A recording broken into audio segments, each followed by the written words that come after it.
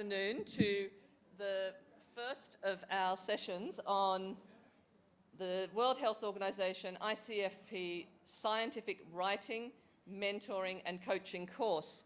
So this is an exciting cooperative venture. My name is Jane Hurst and I'm a professor of global women's health at the University of Oxford. And it's my pleasure to be co-convening this course with Rita Cabra from WHO, James Chiari, who you'll meet tomorrow, and a bunch of other of us who have worked hard to get this together for you all. So what is the rationale? Why are we here? Well, as those of us know who are either in academic careers or wish to get our work known by the scientific community, scientific writing is really crucial. And particularly for junior researchers, you may face career growth limitations if you lack the skills to be published in an international peer-reviewed journal. So mostly those journals, the majority will be in English, some are also in French, but it's really a skill that none of us are born with, that we all have to learn. And we thought we'd take this opportunity at ICFP because given the COVID pandemic, given everything, this may be your first large international conference or first one you've been to in some time. And whilst there are many scientific writing courses and books and articles and things available out there, often access and cost can be prohibitive. So we're trying to make this as accessible to the attendees of the conference as possible. We also want people to realize that if you're doing research on human beings or humans' health services and things, there is an ethical obligation that we let people know what we've found. So what do I mean by that? Well, if some people have volunteered their time to be in your study or fill out your questionnaire or whatever it is, then you owe it to those people to report the results widely. So who is the audience for the program? Well, primarily we've targeted junior scientists who have abstracts accepted at this conference, and you can see here the sort of examples of who we think those people are likely to be: students, clinical and public health trainees, healthcare workers, employees of our implementing partners, government employees, and junior academics and faculty. Now, some of you may think, well, that doesn't fit me quite, and that's fine for you to be here as well, and we hope that you will get something from the course also. It's also fine if you're here and you're not being part of the larger mentoring and coaching program where these plenary sessions are open to everyone at the conference. So our aims for you all are to, 1, develop the motivation, skills and confidence to be able to write a high quality scientific manuscript on a family planning topic. And for those of you who have been part of our mentoring and coaching program, we have an even more ambitious goal, and that is that we actually get you to write a paper within the next 6 months from your abstract leaving the conference. So this is quite ambitious, and anyone who's written scientific articles before knows there's a lot of work to get to that stage, but that's what we hope this process will help you to do. And we anticipate that a large proportion of your submissions will be accepted in peer-reviewed journals within 12 months. Longer term, why are we doing this course? Well, of course, we want to develop the capacity of research in family planning, and particularly from scientists from low and middle income countries. The structure of the course I have made into a sort of a house diagram here, we can see. And obviously at the top of the house is getting your paper accepted, yay, that's the goal. But the foundations of the house are the activities which we're offering through this program. So firstly, the conference plenary sessions. So we have 4 conference plenary sessions at ICFP. This is the first of those 4, and I'll tell you a little bit more about them on the next slide or 2. Small group mentoring. So for those of you who said you wanted to sign up to be part of that, or your mentors, you volunteered to be a mentor yourself, hopefully in the last 24 hours you should have received an email to tell you either who your mentor is or who your mentees are, depending on whether you're a junior scientist or a mentor, a more experienced researcher. If you have signed up and you have not received an email, please come and see me afterwards and I'll take your name. The idea with the small group mentoring is that hopefully throughout the Congress, even though we're all very, very busy, you will meet with your mentor at least once and have a chance to discuss your research with someone who's been there before and maybe has some pointers for your writing. But also importantly, as well as you sort of getting that interaction there one-to-one, really important is the networking and peer support. And I think that's the thing we're all noticing here, isn't it? Being back with lots of people again is how important that networking is that we've missed out. So really important to take advantage. After the Congress, those of you in the program will be offered, we have a webinar program which is going to be hosted by our partners at the Geneva Foundation for Medical Education and Research. And those webinars are going to be on a follow-up from what we're discussing here at the Congress, but also we can respond if there are particular areas where you think we needed to cover more. Let us know through the feedback at the Congress and we can structure the webinars around there. And then finally, the final other foundation to our house is an online coaching course. And this is really going to be a great opportunity for you as you take your abstract forward into a paper to get some one-on-one coaching with someone who is an experienced research, trying to see you over some of the hurdles and things that we all face in the way. So that's the course in a snapshot. I draw all of your attention tonight to, we have a meet and mingle with other young scientists or with mentors and mentees tonight at 6:30 p.m. At the Cyber Corner, which there's a sign there. I just took this picture half an hour ago or so. So that is on the level where the main conference hall and exhibition hall is. Okay, so the session themes for our 4 sessions we're going to have here. So day 1, which is today, we're going to talk about why do I publish? And I'm going to give you a very short couple of slides after this, and then we have a really great panel discussion and hopefully interaction with you all in the audience. Day 2, which is tomorrow morning, we have a early start, 7 a.m. here, and we're going to be talking about the anatomy of a scientific paper. So what is in a scientific paper? And again, very strong speakers and panel there to discuss that. Day 3, we're very privileged that we've got editors from some of the main family planning journals coming along, and they're going to talk to us a bit about how to get your research noticed and what is it that the journal editors are actually looking for. How do you get your article actually published? And then day 4, to sort of wrap it up, we're going to talk about the practical steps in getting you published, talk about things like the Gates Open pathway opportunity that is available to you here at ICFP, and hopefully inspire you to leave the conference and get writing.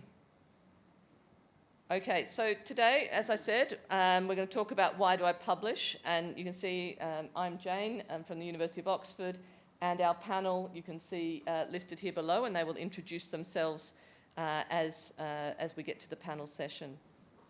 Our learning objectives for today, so we've already gone over what the purpose and structure of the course is, know why we publish, some tips for successful academic writing, and then I'm going to talk a little bit about authorship, etiquette and rules. Okay, so we all sort of found Slido before. Do you want to go back to the Slido, and there should be some more questions which we should be live now. Right, so this is my first time doing Slido, so let me just see.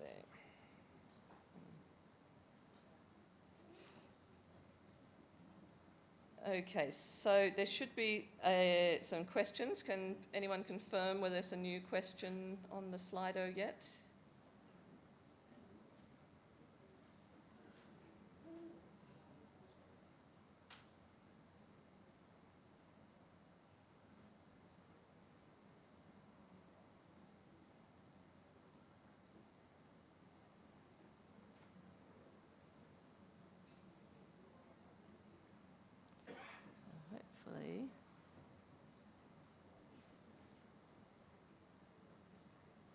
think we just need to wait till the people have responded.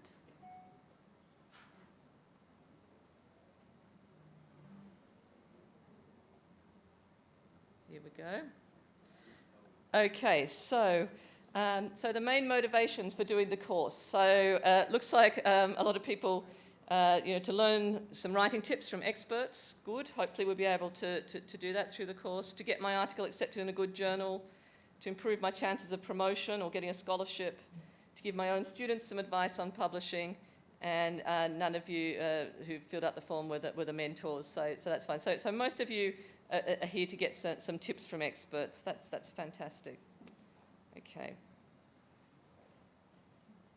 So what describes your level of research experience?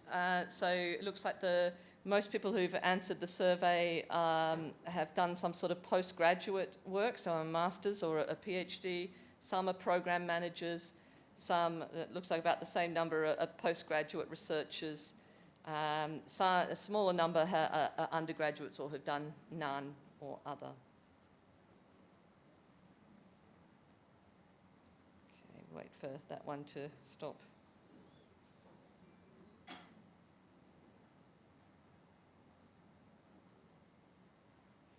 Great, and then the next one is another word cloud. So this is, I want you to write down in one word or a couple of words, why do you think we publish? What are the important reasons here? So, this might be fame and fortune. It might be because your boss says so.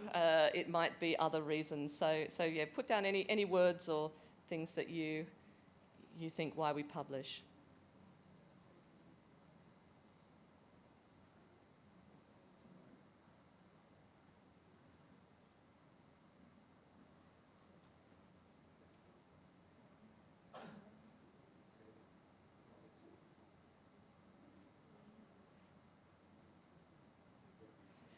So I think the things that are really coming out, the larger font is obviously more people are voting for it. Dissemination, so knowledge sharing or share knowledge, I guess they're kind of the same thing but said in around different ways. Visibility, contributing to evidence, sharing their findings. So I think this is really helpful. So off to a good start. We'll just wait for the last few people to type their responses there.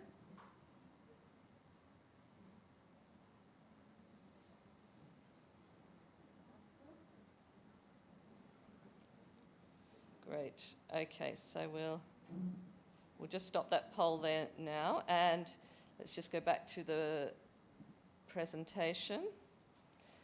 All right, so I'm going to talk now for a few minutes about why do I publish, and the cartoon, for those of you who can see it here, it has a big sign saying publish or perish. Who's heard of that before? Yeah, so that's sort of an old adage in academia that if you don't have publications, it's your academic career might not go so far. And this cartoon is sort of saying, welcome to the team. Remember, if you follow the university motto, you'll be fine, with the scientists looking rather alarmed there. The other sort of problem with publishing, and that a lot of people, certainly my clinical colleagues, look at, and they think, gee, that looks hard. Why would I go through all this?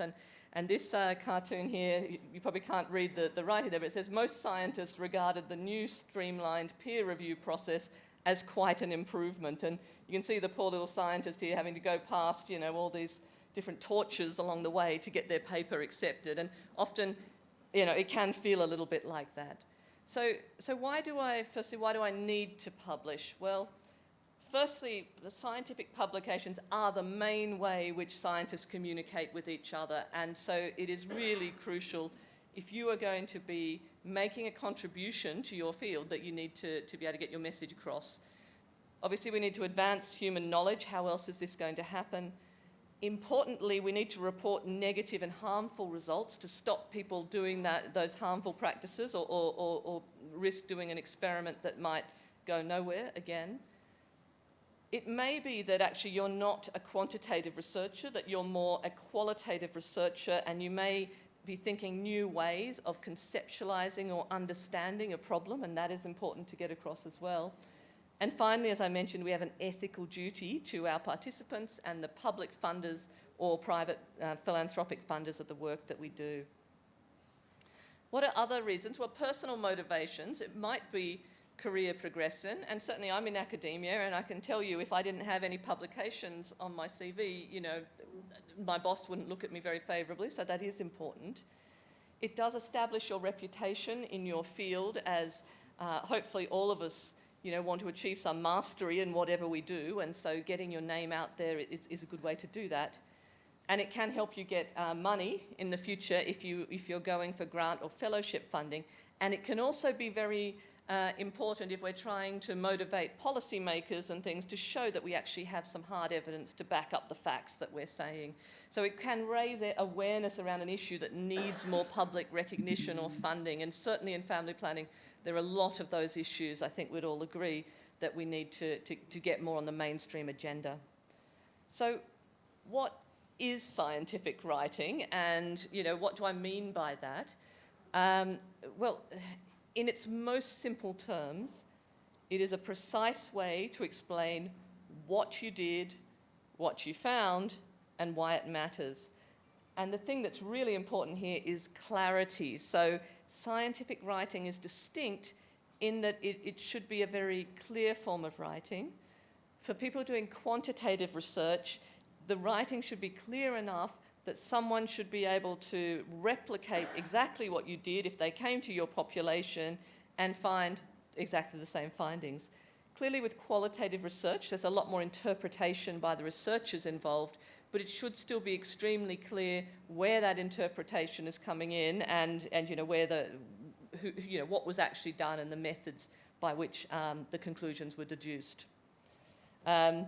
Another cartoon here, and this one is looks like a senior member of faculty saying to a student, you know, no, if you make the paper too easy to read, everyone will know how you got the results. And I put this up here because I think sometimes we think when we're juniors that, you know, well, I read a scientific paper and it all looks very complicated, so maybe if I just put in lots of complicated phrases and results, no one will know I don't know what I'm talking about. But it is actually the worst thing to do. So the best scientific papers are those that are very clear, and someone who is outside your exact niche of specialisation should be able to understand it and should be able to follow it. You should make it that clear. A quote by the writer and playwright Oscar Wilde: "I am so clever that sometimes I don't understand a single word of what I'm saying." And if you ever feel this way, you have got something wrong with your writing. So you should understand everything and be able to explain and defend everything in your paper. So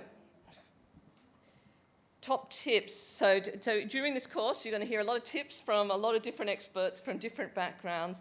I'm just going to give a couple of my my favourite tips to start you guys thinking about your writing styles. So there's a lot of different ways people write, and sometimes styles can be appropriate for different specialties, different journals. But in general, some good tips are to write as, you know, move away from the passive voice and sort of claim your work and write directly. What do I mean by that? Rather than saying something like, we recruited 5,000 pregnant women to determine their contraceptive, you know, choices, you might say, we recruited 5,000 pregnant women. It's just a little bit more direct. And this is English, you know, sort of nuances, I know, but it just makes it easier to read. The other thing is, in scientific writing, we tend to try and dial the emotion down a bit, particularly when we're presenting the results. They should be objective. And so I'm talking here very much about quantitative research, of course.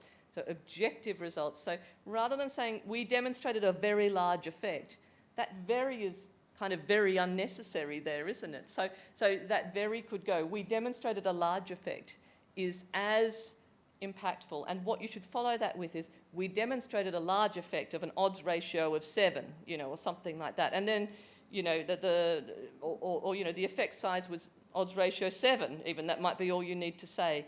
Because the science should speak for itself without us having to point people there. Sometimes in the discussion section, we might want to, you know, labour at home that this is a really important thing, and we might bring in some of those words there, but certainly in the results, keep it very objective.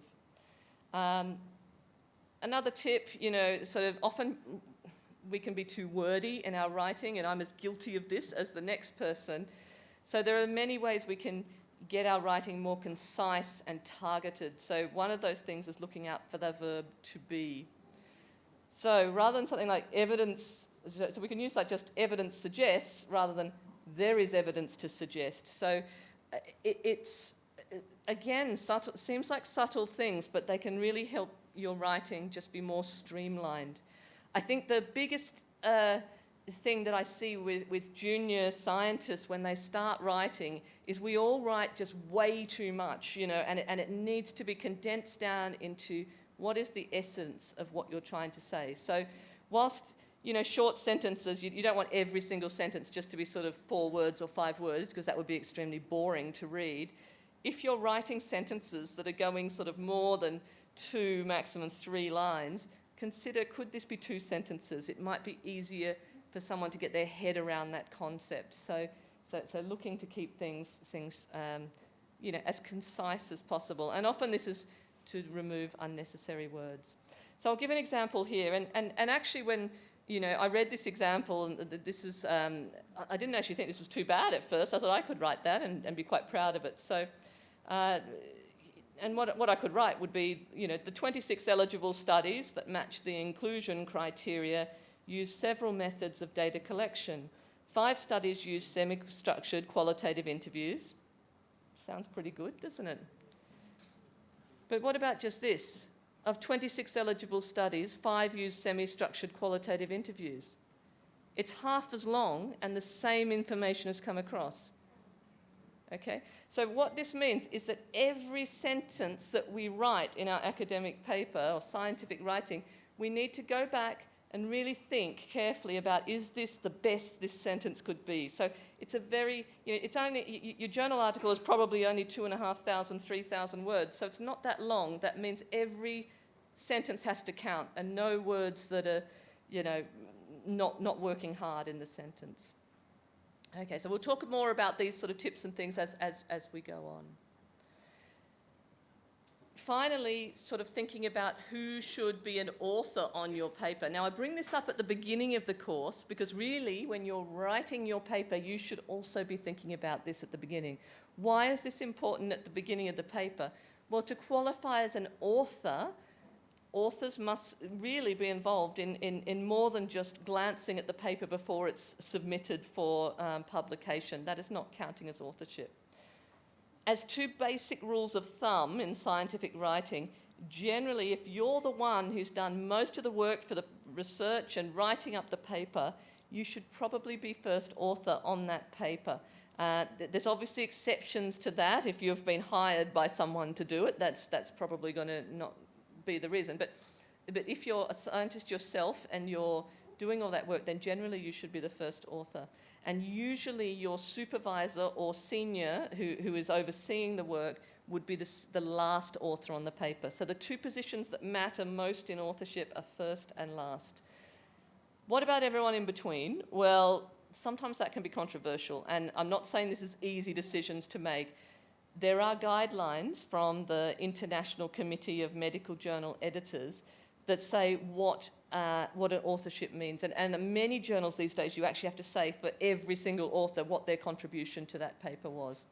So that the criteria for authorship, the first, there's only 4 of them, but the first is that the author must have made substantial contributions to either the conception or the design of the work, or the acquisition, analysis, or interpretation of data for the work. So, you know, someone can be included as an author if, you know, when you had the initial idea for the study, they sat down and they brainstormed it out with you. That's great. Or they might have, you know, helped recruit the patients and taken, you know, lots of measurements on them and things. So they helped with the acquisition of the data. Or they could have helped with the statistical analysis. That would all be okay. But they also, as well as those things, have to be involved in the drafting of the work or revising it critically for important intellectual content. So they have to have been involved in the process of writing the paper, maybe not writing the whole draft, but maybe at least revising a draft critically. They need to give final approval of the final version to be published. And very importantly, They need to agree to be accountable for all aspects of the work. So this last point is very important. If you were ever asked, hey, do you want to be on my paper? And you've had nothing to do with the work, that you sort of think, well, actually, I didn't fulfill number one. I didn't really contribute to the idea or the collection or the analysis, and this person's just being nice to me or whatever. Technically, you shouldn't really be on that paper. And sometimes when you're a junior scientist and you're needing publications, it can be quite hard to turn down the offer of being on one of your colleagues' papers. But be mindful that, we have to be ethical about how we approach our authorship. Similarly, it can be very difficult for junior scientists if your head of department expects just to be on everyone's paper just because of their, that they've been made head of department, that should put them there. And you may need to speak to a senior colleague, and say, particularly if the journal have strict criteria around this. Okay, so that's what I wanted to say around criteria for authorship. What we're going to do now is we have a couple more Slido questions, and then we are going to move to our panel discussion. So let me just see if we can move to the next questions. So if you tune into your Slido, hopefully this should be active. Right, okay, so what have we got here? Hang on, something's happened a bit strange here, sorry.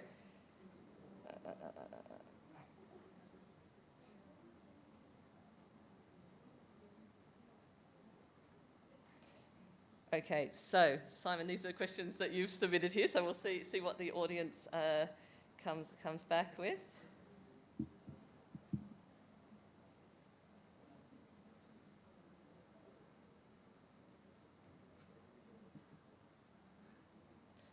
So here is, the question is, which of the following academic levels expects a graduate to have published a scientific paper? So master's degree and above, so it looks like everyone who's answered so far thinks, yep. Certificate, degree and below, or basic diploma.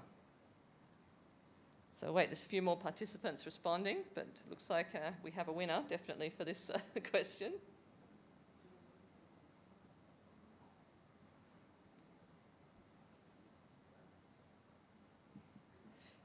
Okay, and then the following are reasons for getting research published, except, why would you get published? So this is a negative question here, so a little bit trick question. So become a famous researcher, academic requirement, none of the above, promotion criteria for teaching staff. So it looks like some of you agree that all the other things, so becoming a famous researcher, academic requirement, or promotion is fine.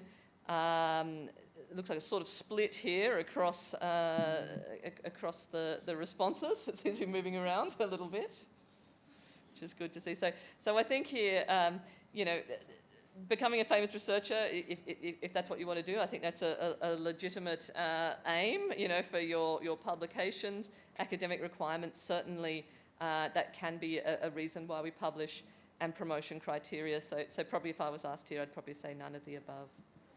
And then finally, scientists and members of academia publish research articles in order to guide policy formulation, sustain academic careers, win research grants, or all of the above. So I think I agree, all of the above is the answer there. Lovely. All right, so what I might do now is hand over to my colleague Rita Cabra, who's a medical officer from WHO. And we are going to have some questions now to our panel, and we might get the panellists to introduce themselves as they go forward. So thank you.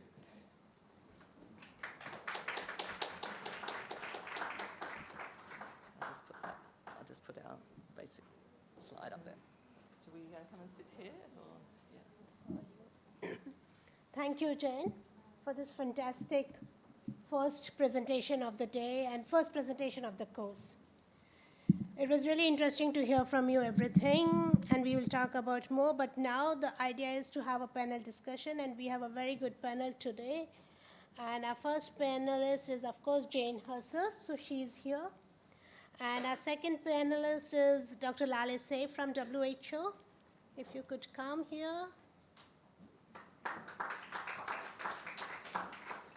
And then we have Simon Marimbo from Youth Alliance for Reproductive Health.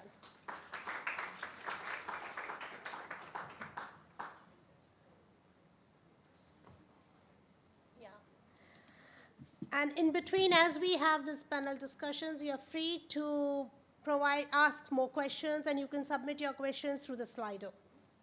So just keep submitting questions, and I will pose some more questions to these panelists.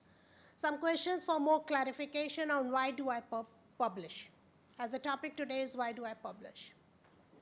So my first question is to Jane. Jane, I would like you to expand on yourself and explain the group about what you have been publishing, as well as what you're doing in the University of Oxford. As well as in your presentation, you had also mentioned something about etiquettes and rules of presentation. If you could expand a little more about what kind of etiquettes and rules we need to follow, and what happens if we don't follow them. Thanks, Rita. So as I mentioned, everyone, so I come from the University of Oxford. My background is I'm an obstetrician, and most of my work is actually in maternal health. So I feel a little bit of a outsider maybe here at the conference here, but certainly family planning is extremely important there. The work that I publish on is around community health workers in India, gestational diabetes and ways we can better manage diabetes. And also I worked with the large Intergrowth 21st group in Oxford, looking at stillbirth and things within that group. So a wide range of interests, but also covering a wide range of methodologies there. So mostly quantitative work, but also some qualitative work and policy discourse analysis within that. So hopefully I am well placed to help give some answers to the questions that might come up in the course. As for the question that you asked around sort of etiquette and rules and what happens, or how can you maybe avoid falling into those pitfalls, and what happens if you do make those errors, well, nothing really. I mean, these rules are sort of, what I was telling in the talk, these are tips. These are not hard and fast rules, but the tips get your writing over the first hurdle, which is when we submit to a journal, a journal editor has to read our article, and if they find it confusing or difficult to read, or there's too many words, or they just can't be bothered to read it, that's not looking very good for your article to be sent even to peer review. It might be that actually, it's not working, not very helpful.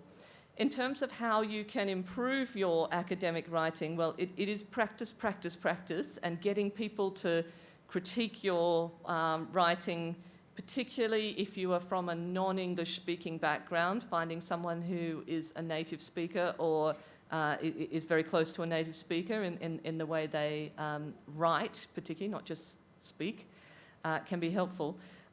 I'm not plugging any commercial products or anything here, but I must say I am a native speaker and I use Grammarly for my writing, which I find is really useful. There's a free version and there's a paid version, but often I can be too wordy in what I write, and there are many programs out there like that we can now use to help us with our writing.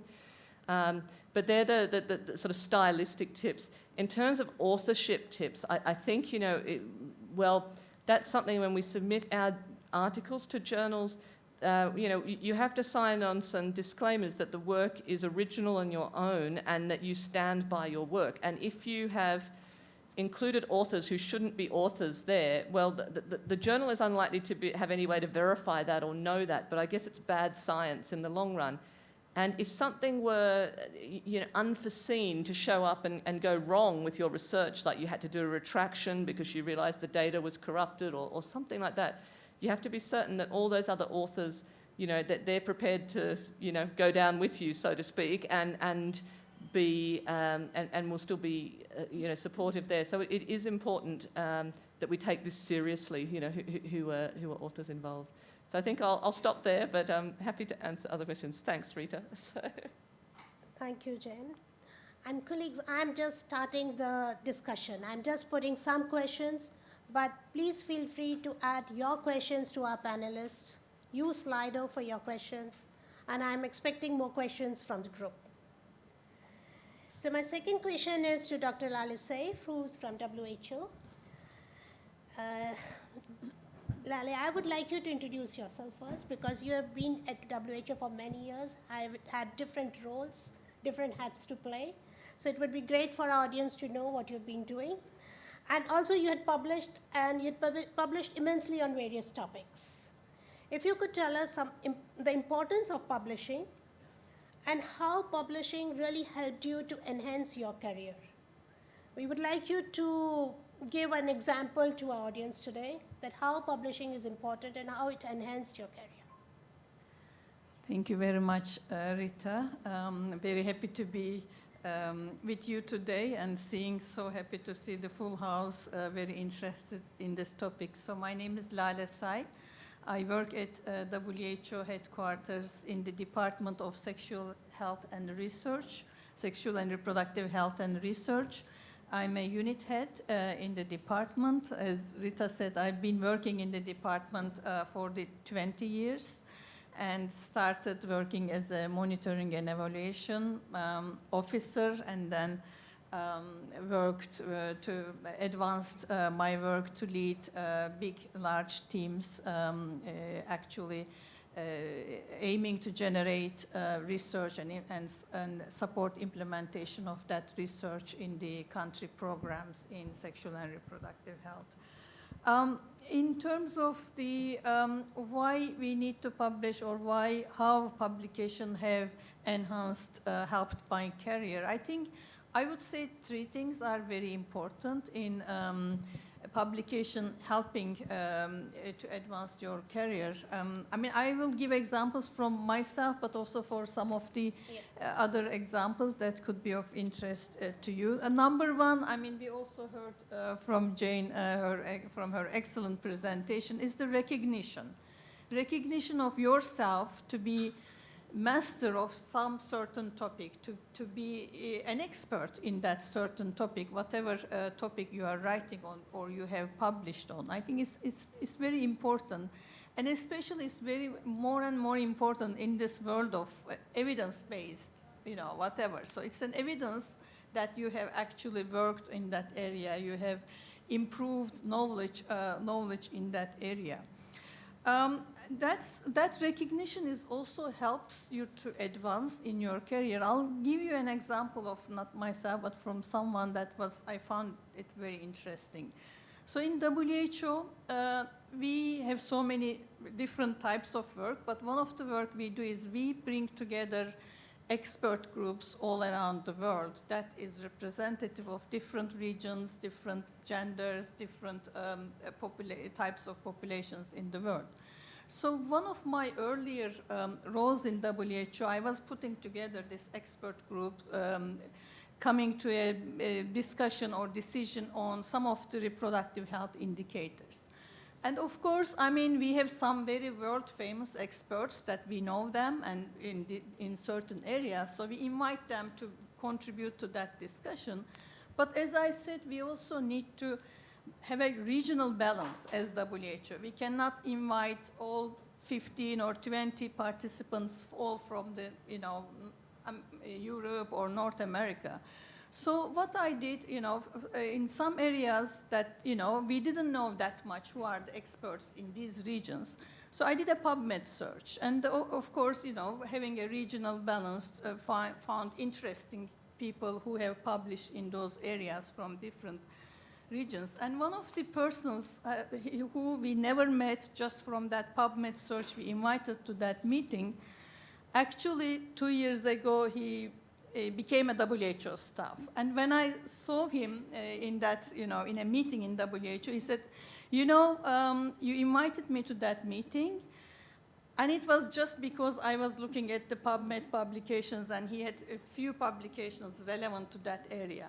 You invited me to that meeting that changed whole my life. I decided to do a PhD in health economics, and I decided to go for a job in WHO, and here I am. So I think this something that he's having published in that area has helped him to achieve his aim, to have an aim, first of all, to know the people, to see what and then come and work in WHO. So I think it's very important in terms of being recognized as an expert. The second thing is, again, Jane mentioned, is actually to find other people who are interested, who are passionate as you are in that area. So when you publish, you end up receiving random emails from someone else. Actually, I'm also doing this study.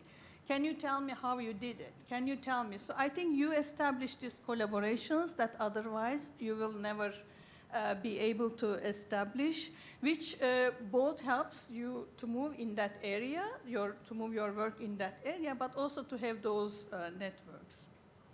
And finally, the third thing I would say, and I saw this in myself a lot, and Jane also mentioned a little bit, is like the skills that you develop, like number one is persistence. I mean, you have to be very persistent.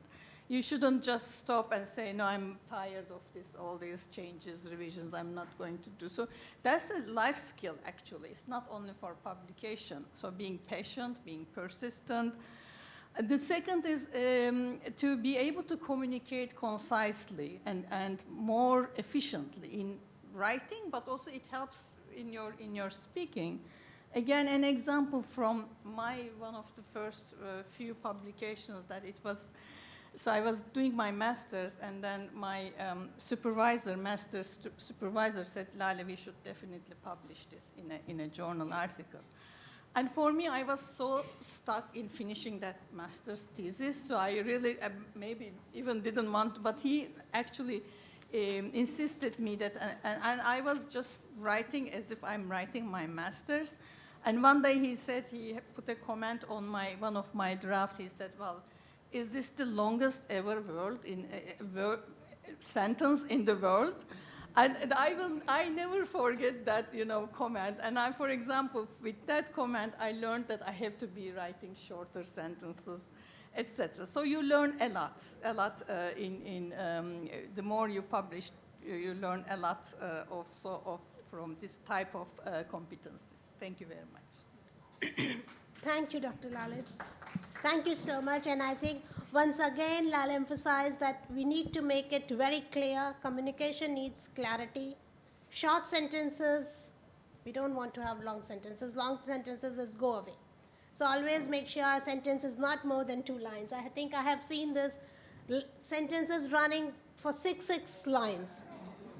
It's just too much. So that's good. I hope you're sending questions. I have one more question for Simon, and then we are going to the Slido. Hi, Simon. Hi. So Simon, we would like you also to introduce yourself and to tell us something about, I know you're working from the Youth Alliance. So my question to you would be, what could we do to motivate young people to publish? And what factors demotivate them from publishing? I know that our colleagues have already said perseverance. Do not get demotivated by revision. But please, if you can give us some advice to our young authors whose papers may not be accepted at the first submission, that why they should keep their motivation high, and what are some of these factors? Thank you so much. It is a pleasure to be here. Dr. Simon Mambo, teaching assistant, but also a student pursuing Masters in Public Health, Executive Director for the Youth Alliance for Reproductive Health in Eastern DRC, and also a young researcher because my journey in research started during COVID-19, 2020, and at this time I have 7 peer-reviewed publications, which I feel like it's something young people also should really work hard in it.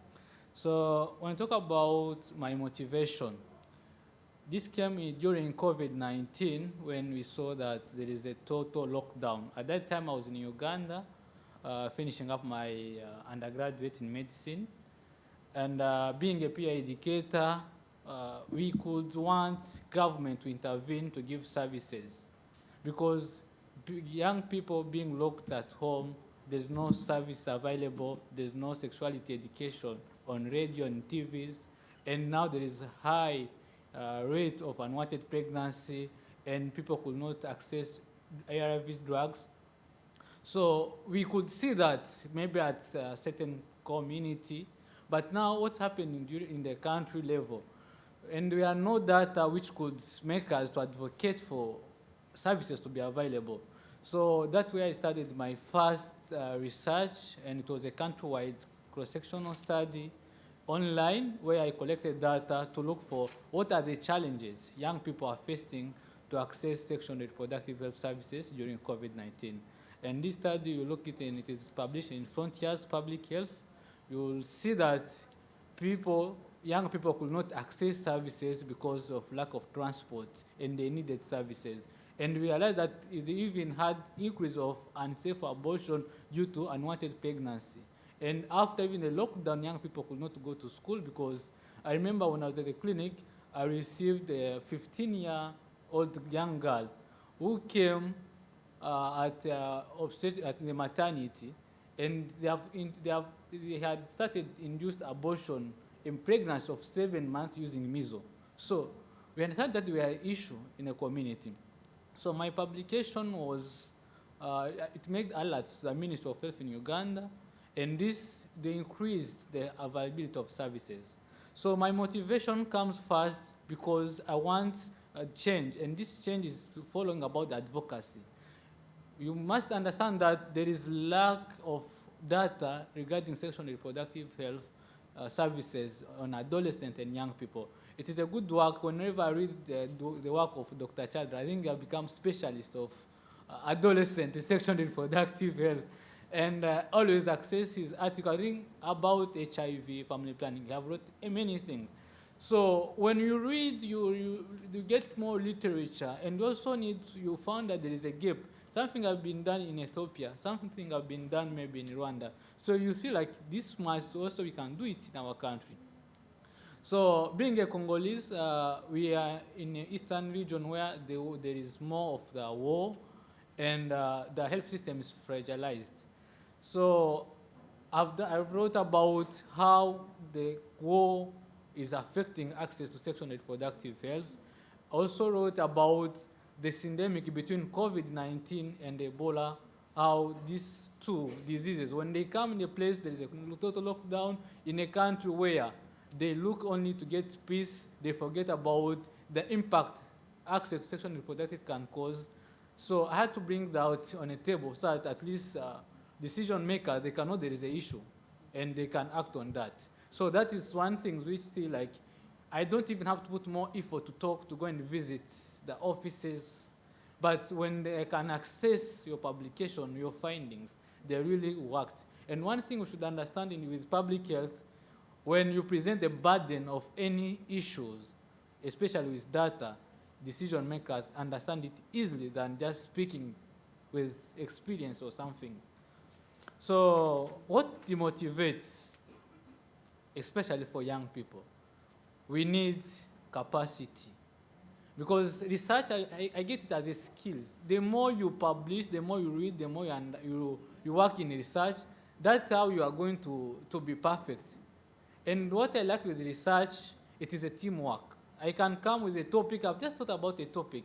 I said, Jane, hi, I don't know how to do methodology of this. Can you please help me? I don't know how to interpret, but me, I've worked on a proposal, but I have other people which I can contact and work together at the end of all of it fun. So the demotivation always comes when you have wrote something, you send maybe to a supervisor, and the supervisor always don't have time. So you feel like you cannot publish it, you cannot proceed, someone not giving you time, you text, you feel like, now what are we going to do? And you cannot submit even the draft you have. So I feel like young people, they need support, they need this coaching, they need always to have people to guide them and help them so that they can get that experience and knowledge. My work on COVID-19 and sexual and reproductive health, I sent to Dr. Chad that he gave me the time. and I acknowledge him in my research, and it was just a commentary published in a public Pan-African medical journal, talking about how COVID-19 have affected sexual and reproductive health services. So I thank him because he gave me the time, and the first draft was really not perfect. When he sent to me, he said, Simon, you need to change this. Now, it is easy for when they have to give you the comments, but you can even look for one reference or one sentence, which is very hard to get. But to make comment, someone can comment, but to make that change, which I've told you specifically, look for this, really it is not easy. So it takes time, but I think with time, the more you read, you review, you reach at the level where you feel like it becomes a passion. And when you have made that one publication, it is Simon who's here, because I had one publication, two publications, third publication. Now I'm happy, and this is a motivation for me to continue publishing. Thank you. Thank you, Simon. This was really well said. And I think it also, you emphasize the importance or what we cannot forget, the role of a mentor. Yes. And the need for very specific feedback. And some of us are going to be mentors here. So I think we should remember this, that mentoring is also not easy, coaching is not easy, and that is what demotivates publication. So we need to keep it in mind. Yes? And Simon would be now one of the mentors, just for information. So I think we will summarize later, but let's open the floor for our colleagues. And I can see someone would like to speak something. Yes, please go ahead. Yeah, I had a question for Please the panelists. introduce yourself and put the question. Sure. Hi, I'm Allison. I work at Emory University, and so I'm part of a publishing and an academic institution. The question I always really struggle with, and I'm really curious to hear each of your perspectives on it, is how you reckon with the very colonial nature of publishing. Publishing is by and large in the English language. It is often expected that you have a grammatically perfect paper to be seriously considered. Often there are high fees that are then parked behind a paywall that only those who belong to institutions have easy access to. It is by its very nature deeply exclusionary. And I want to hear how you reckon with this personal career benefit and the understanding of scientific advancement, but at the same time contributing to such an unfair system that can't be reached by the people that stand to benefit most from the hard work that all of these scientists do. So I understand there are great things like open access and opportunities, but again, you pay for open access. And just, yes, how do you understand and respond to how unfair and exclusionary publishing can be? Thank you, Alison.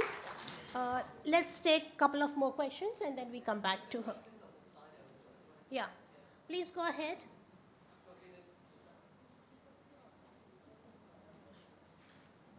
Good afternoon, everyone. My name is Philip. Okay, regarding the issue of fees, I remember in my organization when we published the paper, it was not cheap at all. And so personally, I just felt laid back. I didn't even want to try because where will I get the money? And so the second question is, for journals that are free, are they reputable? I know there are some, for example, is it ResearchGate and some other ones that are free? Does it carry weight? Can one exploit, or how do one go around paying for publishing? Thank you. Thank you so much. You did not introduce yourself. Don't be shy. Okay, yeah, my name is Philip Oluwayemi from the Association for Reproductive and Family Health in Nigeria. Thank you. So you all are taking the questions, and then I have one question on Slido, which is also very interesting. What do you do when you don't feel that your findings from the research done are not novel? Do you still push for publishing? Okay. Anything else? Okay, let's take, one more and then we will start answering. We have 4 questions. Thank you. My name is Olusegun Awolaran. I'm from the West African Health Organization.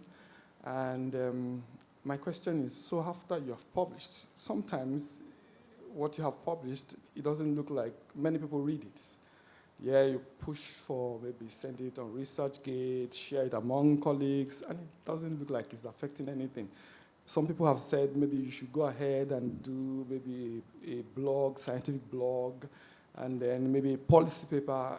This is adding to the already overburdened work you have done. So, can you advise young researchers who are trying to at least get some things like he said he wanted to change policy or influence policy, but it looks like nobody's reading it. Thank you so much. And one last question. Chandraji, you have a comment or a question? You will come. Yeah. Okay, so then I would go first to Jane. Yes, sure. So thank you for all those very interesting and very challenging questions. And hopefully, I mean, I don't have the answers to all these things, obviously, but I think as we go through the course, we will have a lot of chance to speak to some journal editors about the policies around the article processing charges and why they're there. I know, personally, I was a co-author on a submission the other day to, I think, it was a Lancet Planetary Health, and the article processing fee was £4,700, which I was thinking, wow, that is a lot, and I know that is going to be exclusionary. But let's speak to some of the editors around that, because I think it is a big issue, and we're not the ones. We're obviously all just players in the game as well. Like we're not setting the rationale behind that, but I think it is a big problem. In terms of the issue of the whole colonial structure around the publishing houses and the way that publishing is in English, and the English that they expect is often, quite high quality. I know from being an editor myself on reproductive health that we were told as editors that we should really try and listen to the voices from experiences around the world. So there are some journals which are particularly targeted on, hearing diverse voices and being aware that, things like, grammatical, minor errors and things can be easily fixed often by either editing software or being sent to someone who can do that sort of English language proofreading. So I think editors are told that they should look beyond this, but you will make your paper easier to be noticed if you can minimize those errors as far as you're able to do so. I agree that that at the moment the language that we're talking in right now and the language of most published scientific literature is in English, and you could argue that will exclude a very, very large proportion of the population who don't speak English. I'm not sure whether there's any moves towards diversifying that, because I think the scientific community want to communicate with each other around the world, and we need to have a lingua franca, so to speak, that is doing that. So I can't see that changing, but I acknowledge the questioner's comment there. In terms of other comments about, I think the Slido comment was, if you find your results, you do your big study and you don't find anything new, is it still worth publishing? Absolutely yes, is the answer to that. Replication is very important in science and often neglected. We all think we have to have something brand new and everything, but the reality is most of science is not brand new. It's very unusual to have a clear break from the past, sort of thought on a topic, that your article's going to do. A lot of what we do is to actually prove whether an observation that's seen in one population is the same as in our population, or how does it differ, and that is an important part of research. So I think don't think if you didn't really show anything different to what's already known, that doesn't mean it can't be published. It's all on picking what is the story behind what you're trying to publish and the angle which you're trying to get out there. So that's important. What other questions? Maybe Lala, you can think of some. No, I think you actually responded all of them. I don't have much to add, but maybe on this last issue about, I didn't find anything novel, will people. I think it's, in addition to what Jane already said, it will be important also to have a description of some of the contextual issues in your research. That would be I mean, more and more we are doing, both qualitative and quantitative designs in the same study. So I think it will be great if, whatever from your findings, whatever contextual lessons can be drawn for the others, I think still it's a novel. The effect size or effects may not be novel, but your contextual information is novel. On that other, absolutely fully agree, but maybe one silver lining is just these things are being spoken a lot in in WHO, in many places, in some of the global communities. So I think it's great that things are being started to, and people are starting to find solutions. One thing, for example, within in our department, we have a research capacity strengthening program, and those people, individuals, or research that we support through that program, we definitely, for example, pay for the publication charges. So it's in the support that is provided. So probably that is built to many of these type of scholarships, but of course, I mean, we still have a lot to make sure this problem is not getting bigger, but at least some solutions can be found. Thanks. Thank you, Jane. Thank you, Lale. Yes, Simon, Yeah, your there's perspective. something I wanted to talk about my friend from Nigeria. On my own experience, I think funds or money shouldn't be the barrier for us to publish, because from the 7 publication I have, I've never been paid $1. And on my own experience, I feel like the more the journal is pushing you to pay the money, the more you are going to give the work which is not really for quality. And then again, from my experience, I feel like mostly developing countries, when you have requested for that, they always the waive for that. So I think it shouldn't be more the barrier of publication. Thank you. Thank you so much. Okay, yeah, and we have one more comment, so we'll take that. We are just at the top of the hour. Yes. Okay, just 2 more comments, one from Lale, one from I mean, Chandraji. I was thinking of also for my although those times were different, but anyway, I should mention this.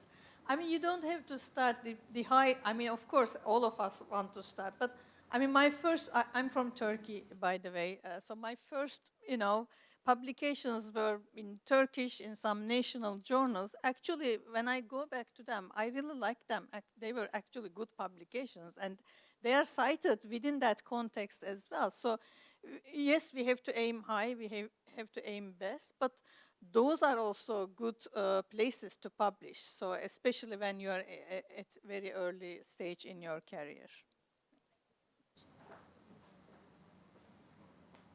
So next year, I would have been in WHO for 30 years. When I started in WHO, there were 5 journals run by 5 white men. It's a very different world now with open access publication. It isn't perfect, but it is a lot better than it was 25 years ago. And we have to keep pushing the frontiers. You know, like Lale said, we encourage young people to write, and adults too, in newsletters, in blogs, in tweets, so that you create a profile. And no one paper is going to get you a Nobel Prize. It's a body of work that you create. And we create in WHO, like Lale said, we give young people a space. Lemessa Olgira is from Ethiopia. We supported him in writing a paper. He's the first author with a team of authors from Ethiopia who have come to present here with support from WHO. So my colleagues in Emory, we have to create the space because we are privileged to make the space for others who are less privileged than us. Thank you.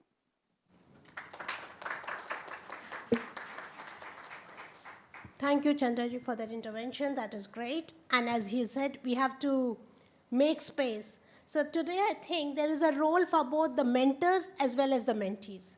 The mentees have to learn. The mentees, as they have said, make simple, be clear in your writing. We don't have to go to the top level journals. Start writing in newsletters, blogs, national journals. And I think a lot has been said about why we should write, and a lot has been said to mentors. How to help others, give them a space, be very specific in your feedback, So this is a session for both mentor-mentees to learn from each other as it should be. So with this, we conclude our first session. Today is the first session. We have a session tomorrow. And our session tomorrow is on the anatomy of a scientific paper. This is from 7:30 in the morning. 7 o'clock? 7 a.m. in the morning. So here we are starting early. At ICFP, everything starts early. So that's the way it works. That's the way it's working here. So we start early, we come here at 7, we have this discussion for 1 hour, and in between we will have more time to meet your own mentor-mentees. And again, we are meeting at the cafe today, Cyber Cafe, yes? The meeting is here. The meeting all the 4 days is here. But today in the evening, after the grand opening, we meet at the Cyber Cafe, where is an opportunity for the mentor-mentees to get to know each other. So I hope to see you there. And there are again opportunities for you to have questions, feedback, discuss, share your papers, etc. Thank you so much. Thank you so much.